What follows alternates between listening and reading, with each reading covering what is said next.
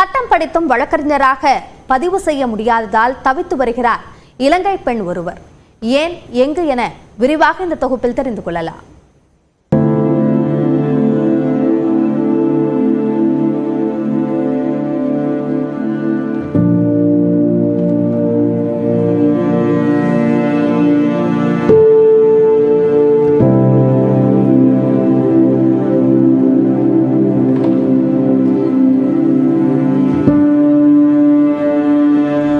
இலங்கை உள்நாட்டு போரின் போது 1990ஆம் ஆண்டு வாக்கில் ஏராளமான தமிழர்கள் தமிழ்நாட்டில் தஞ்சமடைந்தனர். அதில் 9 வயதாக இருந்த சிறுமி வாசுகியும் ஒருவர். ஏதிலியாக இருப்பதால் கல்வி மட்டுமே வாழ்க்கையை உயர்த்தும் என நம்பிய வாசுகி தீவிரமாக படிக்கத் தொடங்கினார். மதுரை உச்சப்பட்டி முகாமில் தங்கியிருந்த அவர் ஆஃபர் என்ற தொண்டு நிறுவனத்தின் உதவியுடன் 2005ஆம் ஆண்டு சட்டப்படிப்பை முடித்தார்.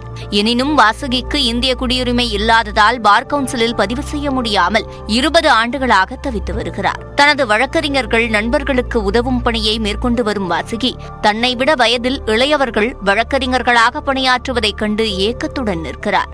பதியாதனால இப்ப எனக்கு பின்னாடியே இப்ப நிறைய பேஜஸ் வந்திருப்பாங்கல்ல, என்னோட ஜூனியர்ஸ் எல்லாம். அவங்களுக்கு முன்னாடி நான் இன்னும் கோட் போடாம போய் நிற்கும் போது அந்த மாதிரி ஒரு மனநிலை அந்த நேரம் ஒரு மாதிரியா இருக்கும். வெளியில் அது ஓகே அப்படின்ட்டு அது எப்படி ரொம்ப நர்வஸா இருக்கும். பெரும்பாடுபட்டு படித்த கல்வி தனக்கு கை கொடுக்காத நிலையிலும் தனது 3 குழந்தைகளையும் படிக்க வைக்கிறார் வாசுகி. சிட்டிசன் கொடுத்தா இங்க இருக்கலாம், இல்லைன்னா போகணும்னு யோசிக்கிறோம். கஷ்டமா இருக்கு, இருந்தாலும் பிள்ளைகளுடைய எதிர்காலம் இருக்கு இல்லையா. நம்ம போனா கூட டூரிஸ்ட் விசாவில் எல்லாரையும் பார்த்துட்டு போகலாம், வைக்கலாம். ஆனா பிள்ளைகளோட எதிர்காலம் இருக்கு இல்லையா, அதுக்காக தான் போகணும் அப்படின்னு நம்ம யோசிக்கிறோம்.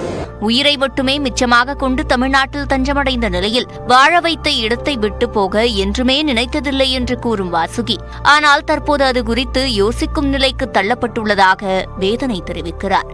குடியுரிமைக்கான கதவுகள் எப்போது திறக்கும் என தெரியாது. ஆனால் குறைந்தபட்சம் வழக்கறிஞராக பதிவு செய்வதற்கான வாய்ப்பையாவது இந்திய பார் கவுன்சில் அளிக்குமா என ஏங்கி நிற்கிறார் இந்த இலங்கை பெண். நியூஸ் 18 தமிழ்நாடு செய்திகளுக்காக ஒளிப்பதிவாளர் பிரபாகரன் மற்றும் சிவகுமாருடன் மதுரை மண்டல தலைமை செய்தியாளர் வெற்றி.